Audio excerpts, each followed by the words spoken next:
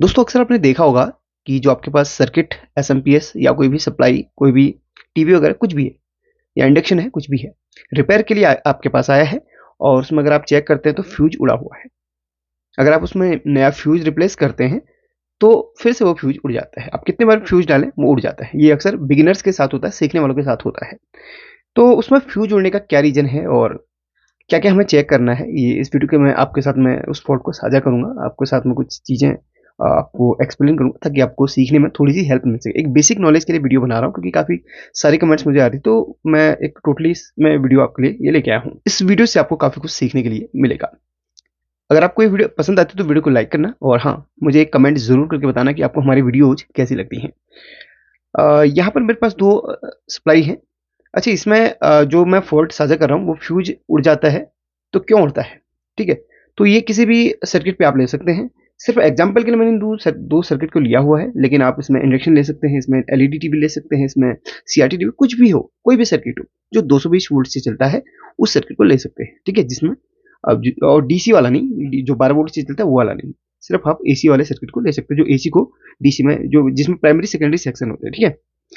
अच्छा, यहाँ पर मेरे पास दो सर्किट हैं। एक बेसिक सप्लाई में हमेशा एक्सप्लेन करने के लिए इसको यूज करता हूँ क्योंकि एक ऐसी सप्लाई है जो आसानी से समझ में आ जाती है।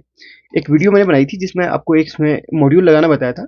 बस मैंने उसको एक्सप्लेन किया था, आप उसमें देखिएगा कि किस तरीके से आपका जो सर्किट है खराब होता है। तो उसमें आईसी न मिलने पर मॉड्यूल लगा सकते हैं। कमेंट में आपको लिंक को पिन कर दूंगा। अच्छा, मल्टीमीटर आपके पास एक बेहतरीन क्वालिटी का होना चाहिए। अगर नहीं है तो येलो वाला है तो बेहतर है, कोई बात नहीं। सीख रहे हैं तो मल्टीमीटर आपके पास हल्का भी हो तो भी चलेगा। तो मल्टीमीटर का मोड होता है diode buzzer mode. Yellow multimeter में साथ में ही होता है और किसी किसी में आपका अलग अलग होता है। मेरे मल्टीमीटर में ये दो मोड साथ ही में है, यानी कि इससे हम डायोड भी चेक करेंगे और बजर भी इसमें से कंटिन्यूटी चेक कर सकते हैं। तो एक बेस्ट होता है ऑप्शन। तो यहाँ पर देखिए, जब आपके पास कोई सर्किट आता है तो सबसे पहला हमारा काम यही होता है कि हम उसमें चेक करें कि उसमें क्या खराबी है। तो हम इसमें भाई फिजिकली हम इसमें देखते हैं। तो हमारा सबसे पहले जो डाउट होता है फ्यूज में होता है। तो फ्यूज चेक करते हैं तो फ्यूज आपका उड़ा हुआ रहता है। सर्किट में फॉल्ट अलग अलग जगह से आते हैं, उनको हम अलग वीडियो में एक्सप्लेन करेंगे। सिर्फ आप फ्यूज पे बात करेंगे। तो ये फ्यूज जैसे सपोज उड़ा हुआ है तो बिगिनर्स क्या करते हैं, नया फ्यूज डाल देते हैं और सीरीज का इस्तेमाल नहीं करते। सर्किट को कभी भी चलाने के लिए आप एक सीरीज बल्ब बनाइए।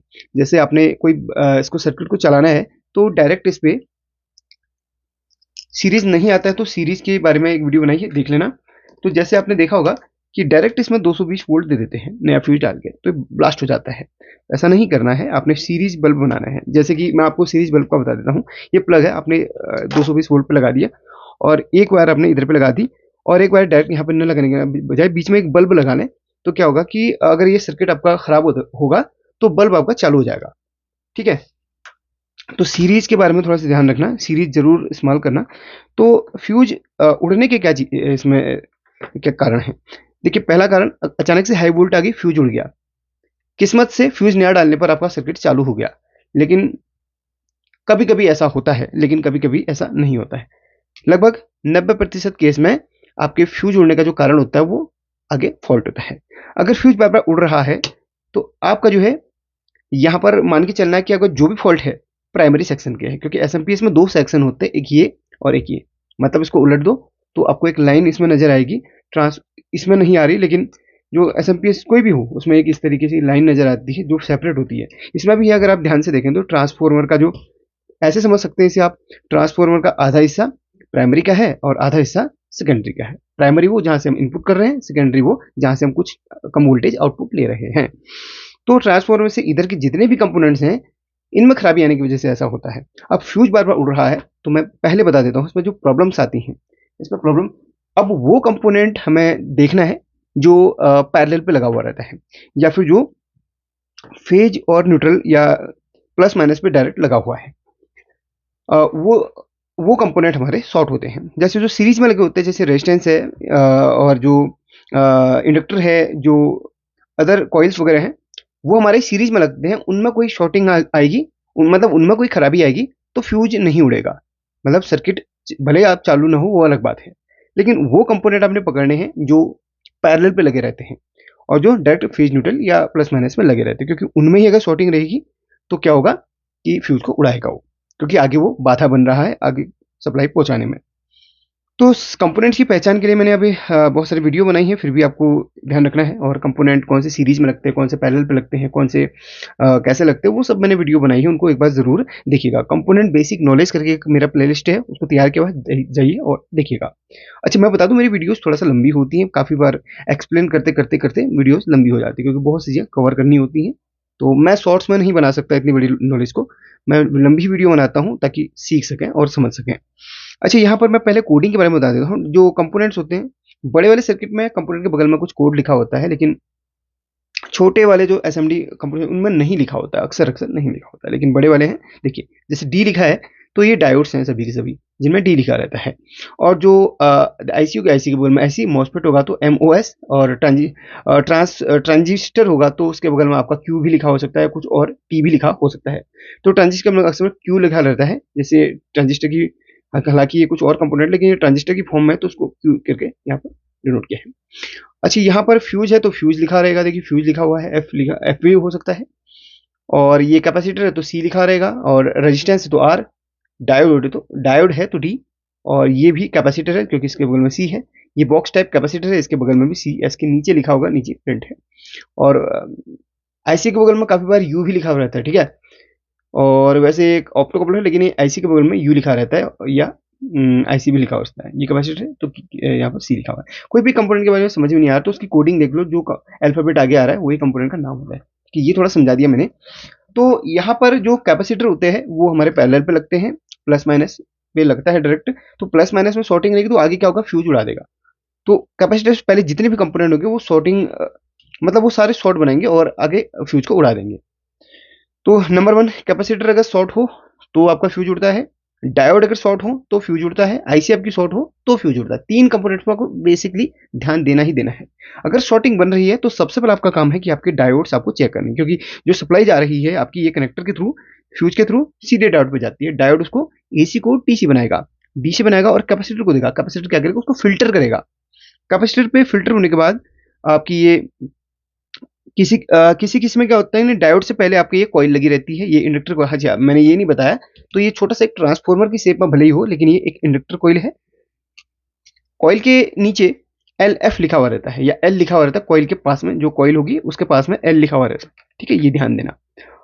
तो यहाँ पर जो आपकी एसएमपीएस होता है उसमें डायोड, फिर कैपेसिटर, फिर आपका डायरेक्ट आईसी पे चला जाता है, ठीक है। और जो आपका कुछ सर्किट ऐसे होते हैं जिसमें डायोड से पहले ये कॉइल लगी हुई रहती है। ये कॉइल क्या होती है, डायोड से पहले क्या लगी इसलिए रहती है क्योंकि ये फ्लक्चुएशन खत्म करती है, फिल्टर करने का काम करती है। ये भी फिल्टर का काम कर रही है, कैपेसिटर फिल्टर का काम कर रहा है। तो इससे क्या स्मूथनेस आती है आपकी, जो इसमें वोल्टेज आ रही है उसमें स्मूथनेस के लिए इनका उपयोग किया जाता है। जितनी अच्छी इसमें वोल्टेज बनेगी उतना अच्छी आईसी जो है उतना अच्छा वर्क करेगी, यानी कि जो स्विचिंग है वो बहुत ही स्मूथली होगी। एसएमपीएस का मतलब स्विच मोड पावर से, स्विच मोड में काम करती है पूरी तरीके से, ठीक है। तो ये सब कंपोनेंट फिल्ट्रेशन के लिए लगे होते हैं, तो ये ध्यान रखना। तो यहाँ पर जितने अच्छी सप्लाई होगी उसमें आप देखेंगे और बेहतर कंपोनेंट वहाँ पे इस्तेमाल किए होंगे और बेहतर चीज़ें। और देखिए एनटीसी, किसी किसी में एनटीसी भी आपको दिखाई देगी। तो देखिए जितने बेटर आपको सप्लाई मिलेगी, ये एनटीसी भी एक प्रोटेक्शन का काम करती है, ये टेम्परेचर बेस्ड होती है। वैसे ही और अच्छे अच्छे कैपेसिटर्स देखने के लिए मिल जाएंगे, तो मैंने आपको समझाना था, ठीक है। तो डायोड पे हमारी सबसे पहले इस वाले सप्लाई में कॉइल पे जाती है और डायरेक्ट फेज न्यूट्रल, और कॉइल इसको फेज न्यूट्रल को फिर यहाँ पर डायोड को देता है, फिर डायोड उसको डीसी बना के कैपेसिटर को देती है। कैपेसिटर के बाद ये सीधे चला जाता है आईसी, और आईसी क्या होती है, एक पल्स जनरेट करती है, यानी कि आईसी क्या है ना, स्विचिंग कराने का काम करती है। आईसी से सीधे जो पल्स हो जाती है, ये इसमें देखिए ट्रांसफॉर्मर है ना। आईसी के बाद ये जाने के बाद एसी जनरेट होती है। आईसी जो फ्रीक्वेंसी बनाती है वो ट्रांसफॉर्मर को देती है, ट्रांसफॉर्मर इसको स्टेप डाउन करेगा। फिर ये जो डायोड्स हैं वो फिर उसको क्या क्या करेंगे, ये सुपर फास्ट रिकवरी वगैरह ये सब डायोड्स होती हैं, जो स्विचिंग डायोड्स होती हैं, ये सब यहाँ पे देके इसको फिर से डीसी बना के आउटपुट करवाएंगे। ये प्रोसेस इसमें रहती है। तो पहला काम आपका डायोड को चेक करने का। तो डायोड में एक तरफ से वैल्यू आनी चाहिए, एक तरफ से नहीं आनी चाहिए, क्योंकि डायोड हमारा फॉरवर्ड बाइस काम करता है, यानी कि वोल्टेज को आगे बढ़ाने का काम करता है। रेक्टिफायर में रेक्टिफाई करता है वो। तो एक एक करके सारी डायोड को आप चेक करें। तो इधर से देखिए कोई भी इसमें वैल्यू नहीं आ रही है, और डायोड की जो नॉर्मल वैल्यू होती है 450 से 650 समथिंग हो सकती है। तो ये देखिए 589 है, ये डायोड बिल्कुल सही है। और इसको हम देखते हैं दूसरी वाली डायोड को, ये देखिए ये बिल्कुल सही है, पलट के देखें कोई भी इसमें वैल्यू नहीं आएगी। इसमें देखें तो देखिए वैल्यू आ रही है, इसको पलट के देखें तो वैल्यू आ रही है। तो सारी डायोड्स ओके हैं। अगर कोई एक डायोड भी अगर गलती से अगर चेक करने पर कोई भी एक डायोड अगर बीप देती है तो उसको उतार के बाहर चेक करें, क्योंकि डायोड सर्किट पर लगे लगे होता यह है कि भाई डायोड अगर सर्किट पर लगी है तो भाई आपकी वो लगे लगे गलत वैल्यू भी दे सकती है किसी और कंपोनेंट की वजह से। तो उसको प्लीज डायोड को उतार के, जैसे ये डायोड है इसको हमने उतारा और चेक किया तो ये देखिए ये खराब निकल रही है। तो सर्किट में लगे लगे डायोड को कभी चेक करें, तो अगर आपको जरा सा भी डाउट होता है तो निकाल के चेक करना चाहिए। अक्सर डायोड पे जो शॉर्टिंग आती है अक्सर ये कैपेसिटर के खराब होने से या आईसी के खराब होने से भी आती है, तो इसलिए मैंने कहा कि उतार के चेक करें बेहतर होगा। अभी डाउट कुछ नहीं है तो हमें इसमें शक नहीं करना है, फिर आगे बढ़ना है और ये कैपेसिटर को चेक करना है। तो कैपेसिटर पे आपको एक हल्का सा बीप मिल सकती है अगर चेक करें, तो किसी किसी नहीं भी मिलती है। तो देखिए हल्का सा बीप आई और ये वैल्यू दिखा दी। तो कैपेसिटर जब भी आपको चेक करना है तो सर्किट पे लगे लगे पहले तो चेक कर लें। अगर आपको लगता है कि कैपेसिटर पे है ना शॉर्टिंग मिल रही है तो आपको कैपेसिटर को उतार के चेक करना है। कैपेसिटर में अगर शॉर्टिंग नहीं मिलती है तो पॉइंट में शॉर्टिंग मिल रही है तो समझ लीजिए आपकी आईसी के या कोई मॉसफेट लगा है, मॉसफेट के ट्रांजिस्टर लगा है तो ट्रांजिस्टर के खराब होने से वो शॉर्टिंग बन रही है। तो कैपेसिटर में अक्सर जो 80% शॉर्टिंग मिलती है वो हमें आईसी मॉसफेट ट्रांजिस्टर के जो भी इसमें एसएमपीएस में जो भी चीजें लगी हैं स्विचिंग के लिए उनमें खराबी आने की वजह से ऐसा होता है। अब जरा ध्यान से देखें तो ये हमारा प्लस वाला पार्ट हो गया, ये हमारा प्लस वाला पार्ट है, ये माइनस वाला पार्ट है। ये ध्यान से देखें ये ज़्यादा आईसी के ही अंदर है। तो प्लस आप देखें तो यहाँ से अगर ट्रैक करें तो यहाँ पर, और ये ट्रांसफॉर्मर की एक लेग है जो कि आपकी इसके अंदर एक कॉइल लगी है जो इसमें से कनेक्टेड है। आप देखें तो इसमें से कनेक्टेड होगी, ये आईसी के इस पार्ट से कनेक्टेड है। प्लस वाला आईसी के इस पार्ट पे जा रहा है, आईसी के क्योंकि आईसी है चारों लेग एक साथ में कनेक्टेड है इसमें। और अगर माइनस की बात करें तो माइनस कहाँ से जा रहा है, देखिए ये देखिए माइनस इसमें जा रहा है, प्लस इसमें जा रहा है, माइनस इसमें जा रहा है। अगर आईसी इंटरनली शॉर्ट होगी तो प्लस माइनस की जो शॉर्टिंग है वो इस कैपेसिटर पे आएगी और ये हमारी शॉर्टिंग डायोड्स पे भी दिखाई देंगी। तो सबसे पहले आपको ध्यान रखना है, डायोड चेक करनी है। डायोड में जरा सी भी आपको डाउट लगती है तो उतार के चेक करें, एक लेग ऊपर करके चेक कर सकते हैं। उसके बाद फिर आप कैपेसिटर पे देख सकते हैं, कैपेसिटर पे भी आपको लगता है तो उतार के चेक कर लें। फिर उसके बाद लास्ट पे आप जो उसमें जो भी चीज़ें लगी हैं, जैसे इसमें देखिए मॉसफेट और या ट्रांजिस्टर लगे हुए हैं, इन देखिए इसमें देखिए शुरुआती में तो ये है, इसमें वही ये प्रोसेस सेम है, ज़्यादा कोई बड़ी बात नहीं है। यहाँ से फ्यूज से शुरू हुआ, कनेक्टर यहाँ से इनपुट गया, फ्यूज से शुरू हुआ, डायोड पे गया, डायोड के बाद कैपेसिटर पे गया, कैपेसिटर के बाद ये फिल्टर यहाँ पे हुआ, उसके बाद ये डायरेक्ट कैपेसिटर के बाद कहाँ चला गया इसमें। किसी में आईसी नहीं लगी रहती तो किसी में आपको मॉसफेट या ट्रांजिस्टर देखने के लिए मिल सकते हैं। तो ये चीज़ें होती हैं, उनको चेक करें, ठीक है। तो इस तरीके से इनको चेक किया जाता है। तो आईसी पर अगर शॉर्टिंग होगी तो आईसी के इन दोनों लेग को जरूर चेक करें, जहां पर प्लस माइनस आप ये ट्रैक्स आ रहे हैं उनमें शॉर्टिंग होगी तो आपकी एसएमपीएस में बार बार फ्यूज उड़ता रहेगा। तो उसको उतारें, नई आईसी लगा लें। अगर आईसी नहीं है तो उसकी जगह पे आप एक एसटीआर मॉड्यूल लगा सकते हैं, उसकी वीडियो मैंने बनाई है, देखिए जरूर। अच्छा, ये जो चीजें हैं ये भी खराब होती काफी बार, तो इसको चेक करने का भी सिंपल प्रोसेस होता है। इसको चेक करने का डायोड, कैपेसिटर और इसका बता दिया। और इसको भी जो जो ये कैपेसिटर है बॉक्स टाइप कैपेसिटर, इसको भी आप इस तरीके से चेक कर सकते हैं डायरेक्ट। देखिए इस तरीके से डायरेक्ट चेक कर सकते हैं, इसमें कोई भी शॉर्टिंग नहीं मिलनी चाहिए। कुछ वैल्यू दिखा सकता है, वैल्यू बहुत कम नहीं आनी चाहिए, बहुत मतलब डाउटफुल, पूरी डाउट वाली वैल्यू नहीं होनी चाहिए। जैसे इसमें चेक करें तो वैसे तो कोई वैल्यू नहीं आती, लेकिन हाँ सर्किट पे लगे लगे कंपोनेंट में अगर वैल्यू दिखा रहा है जिनमें नहीं दिखाना चाहिए तो उसको निकाल के चेक करें, वो बेहतर होगा।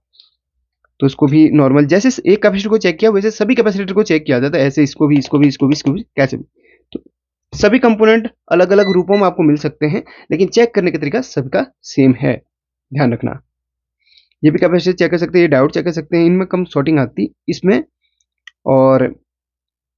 और आईसी में ही ज़्यादा शॉर्टिंग मिलती है। और ये जो है कॉइल है, जो कॉइल है इसके दो पार्ट होते हैं कॉइल के। ये देखिए दो पार्ट इसमें बना के रखे हुए, एक यहाँ से इनपुट हुआ, यहाँ से निकला और यहाँ से इनपुट किया। ये दोनों फेज न्यूट्रल के होते हैं। तो कॉइल को इस तरीके से चेक करें, ये है और ये है, ठीक है। कॉइल को इस तरीके से चेक किया जाता है। क्रॉस में कुछ नहीं आना चाहिए, क्रॉस में तो इसमें और इसमें आपको वैल्यू मिलनी चाहिए, क्योंकि यहाँ से इस तरीके से सर्किट इसमें पूरा होता है। और आईसी को तो बता दिया मैंने। अच्छा, काफी बार क्या होता है ना, ऑप्टो कपलर, ध्यान रखना, ऑप्टो कपलर की जो दो लेग हैं, यहाँ पर ये दो लेग हैं जो प्राइमरी से कनेक्टेड हैं, जो इधर से कनेक्टेड है, याद रखना। प्राइमरी से कनेक्टेड है जिससे ट्रांसफार्मर की ये जो मेन कंपोनेंट है, तो वो 2 लेग भी ज़रूर चेक करें। काफ़ी बार ऑप्टो कपलर ये शॉर्ट होता है, या आईसी ऑप्टो कपलर में जो जो यानी कि जो आईसी का जो फीडबैक सेक्शन होता है उसमें भी शॉर्टिंग आ जाती है, तो यहाँ पर फ्यूज हमारा हो सकता है। ठीक है, तो इसको भी चेक करें क्योंकि फीडबैक सेक्शन जो होता है ना, यहाँ पर भी शॉर्टिंग बहुत बार मिलती है। तो लगे हाथ ऑप्टो कपलर की ये 2 लेग में भी चेक कर लें, कोई शॉर्टिंग तो नहीं बन रही है, ध्यान से रखना। ठीक है, तो कभी कभी आईसी का जो प्लस माइनस पार्ट शॉर्ट ना होने की वजह से हमें शॉर्टिंग पकड़ में नहीं आती, लेकिन ऑप्टो कपलर का जो आईसी का जो फीडबैक सेक्शन होता है इसमें भी शॉर्टिंग बहुत बार मिलती है। ये बेसिक चीज़ें हैं। सेम इसमें भी वही है प्रोसेस। तो मुझे लगता है कि इस वीडियो से आपको काफ़ी कुछ समझ में आया होगा। तो मुझे अगर कोई चीज़ अगर आपको डाउट लगती है तो कमेंट करें, कोई एक और बेहतरीन वीडियो बनाऊंगा मैं जिसमें आपको समझाऊंगा। वीडियो को एंड करने से पहले एक क्वेश्चन आपसे पूछूंगा कि ये जो कंपोनेंट आप देख रहे हैं ये कंपोनेंट क्या है, इस कंपोनेंट का नाम ज़रूर बताइए। देख लीजिएगा, देखते हैं कितने लोग सही जानकारी देते हैं। Thank you.